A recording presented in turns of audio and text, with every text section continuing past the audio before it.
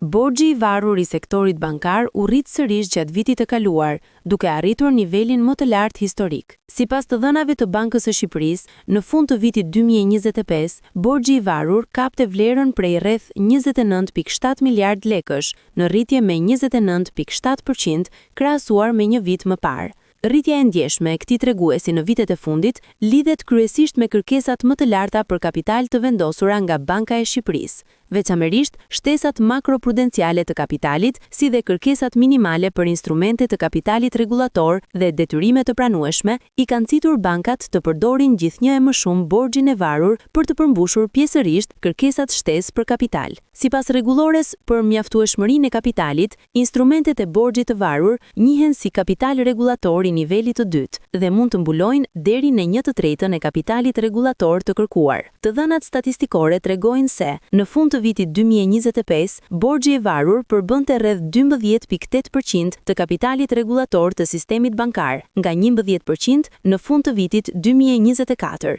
Pjesa dërmuese e kapitalit të sektorit vazhdon të përbëhet nga instrumente të nivelit të parë, si kapitali i paguar, rezervat, fitimet e pashpërndara dhe primet e aksioneve. Borxhi i varur renditet i fundit në radhën e shlyerjes së detyrimeve në rast falimentimi, shka e bën atë një instrument me rrezik më të lartë krahasuar me detyrimet e tjera të një shoqërie tregtare. Ai mund të jetë i konvertueshëm në kapital aksionar dhe të financohet përmes marrëveshjeve të huas ose nëpërmjet emetimit të titujve të borxhit, të ofruar për investitor të përgjedhur. Në vitet e fundit, bankat tregtare shqiptare kanë përdorur gjithnjë e më shumë obligacionet me ofertë private si instrument për sigurimin e borxhit të varur, veçanërisht pas vitit 2019, kur nisën të zbatohen shtesat makroprudenciale të kapitalit.